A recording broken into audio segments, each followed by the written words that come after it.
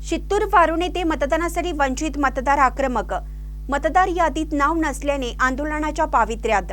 शाहूवाडी तालुक्यातील शित्तूर वारुण येथे आज सकाळपासून जिल्हा परिषद आणि पंचायत समितीसाठी मतदान करण्यासाठी मतदारांच्या रांगा लागल्या होत्या। स्त्री पुरुष तरुण मतदारांच्या सोबतच वयोवृद्ध मतदारांनीही मतदानाचा हक्क बजावला। इथला बहुसंख्य मतदार हा काम धंद्यानिमित्त मुंबई पुण्याला विस्थापित आहे। लोकसभा, विधानसभा, स्थानिक स्वराज्य संस्था, ग्रामपंचायत निवडणुकीत मतदान करण्यासाठी बहुसंख्येने गावात येत असतात। आजच्या निवडणुकीत मतदानाचा हक्क बजावण्यासाठी आलेल्या बहुसंख्य मतदारांची नावे यादीत नसल्याने मतदान करता येत नाही, म्हणून मतदानापासून वंचित मतदारांनी आक्रमक पवित्रा घेतला। मतदारावर अन्याय का? ह्याला कुणाला जबाबदार, कोण जबाबदार आहे असं तुम्हाला वाटतं? याला पूर्णपणे सरकार जबाबदार आहे, निवडणूक आयोग जबाबदार त्याला। निवडणूक आयोग हे सरकारच्या तरावर नाचणारा आयोग आहे, आपल्या सगळ्यांना माहिती आहे।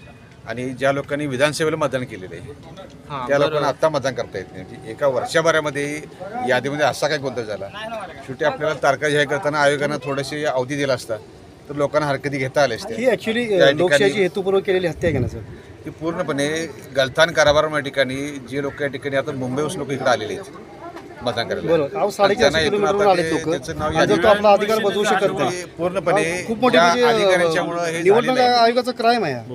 ज्या लोकांच्यामुळे हे घडलेलं आहे, जे अधिकारी असतील किंवा हे विभागाचे जे अधिकारी असतील ज्यांनी मतदार प्रसिद्ध केल्या, त्या ठिकाणी ज्या मतदार फायनल केल्या, ह्या लोकांची चौकशी लागली पाहिजे आणि आयोगानं आपल्या कामात सुधारणा करावी।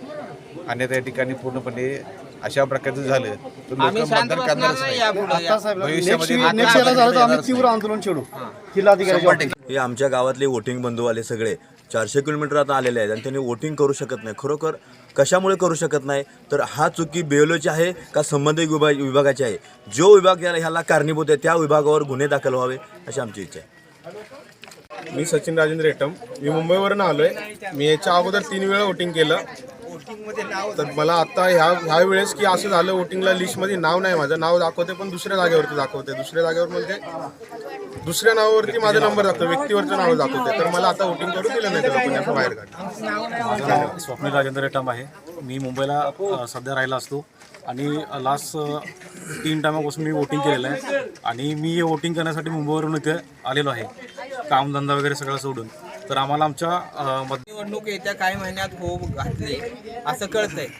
त्यावेळी जर असा अनुभव आला तर या ठिकाणी म्हणजे शित्तूर गावामध्ये मी उपस्थित असेल किंवा माझ्यासारखे अजून काही जर असतील तर त्या सगळ्यांना मी असं आवाहन करतोय, इथली मतदान प्रक्रिया पूर्णपणे बंद पाडावी।